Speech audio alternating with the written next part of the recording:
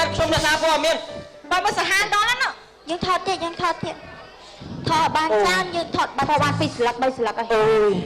អូនោះថតគាត់ប្រកាស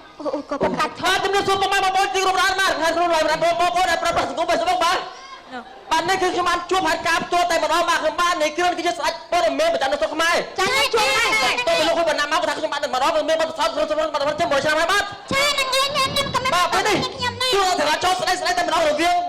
មនុស្សហើយនឹងមនុស្សហើយកង់គឺតែស្ដេចតែម្ដងគឺចូលមកក្តៅដូចឈាមហើយបាទអរគុណលោកបងខ្ញុំថា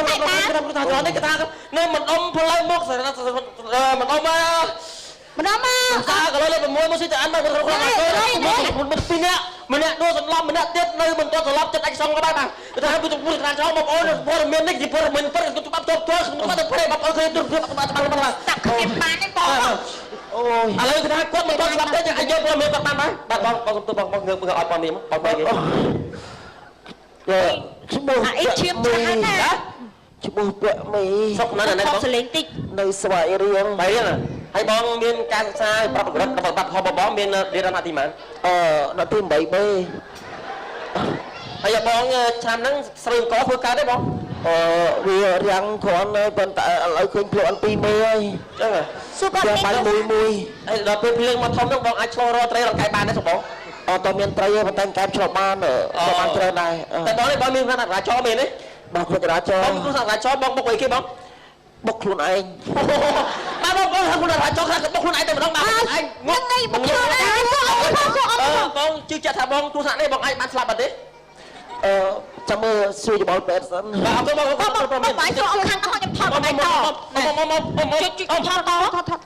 កអមសុខសប្បាយស្លាប់ពុកអើយស្លាប់បានគាត់ទៅមកគាត់ទៅពីថតពីគាត់ឲ្យក្មេងតែឥឡូវតាមមើលបងទៀតចិត្តឯងថាឃើញគាត់ស្លាប់អត់ដែរឥឡូវនេះស្លាប់ហើយខ្ញុំសុំស្ទាក់ជាមួយគាត់តិចស្លាប់ហើយស្លាប់ហើយឥឡូវ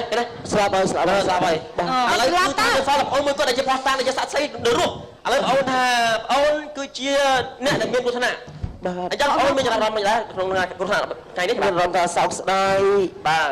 អីសុំផ្ដាំទៅបងប្អូនទាំងអស់អូននេះទៀតផ្ដាំទៅដាច់ខ្យល់លើទេថាដាច់ខ្យល់បងយកព័ត៌មានរឿងដាច់ខ្យល់ទៀតចង់ផ្ដាំថាអង្គឌូ345ទឹកបាទអត់ថាព័ត៌មានថាក្តៅតែម្ដងមកអានេះច្បាស់ហ្មងណាតើលោកមានការរស់នៅរបស់បងរងថ្ងៃនៅណាដែរស្លាប់បាត់ហើយមកឲ្យស្លាប់ហើយបាទបងប្អូនទៅតែបានមកថាបានស្លាប់ទៅហើយបាទព័ត៌មាននេះថាព័ត៌មានពិតថាគាត់ស្លាប់ព្រោះអ្នកសាលាចោមមនុស្សហើយនឹងកង់បុកគ្នាជាមួយមនុស្សទេមិនស្លាប់ណាស្លាប់តើបងប្អូនគាត់បន្តសារគាត់នៅរស់ទេបាទបាទជួយ share ជួយ like វីដេអូនេះផងបាទបាននេះដល់សញ្ញាគាត់ចាដើម្បីដល់សញ្ញាគាត់អរគុណតោះបានទេបង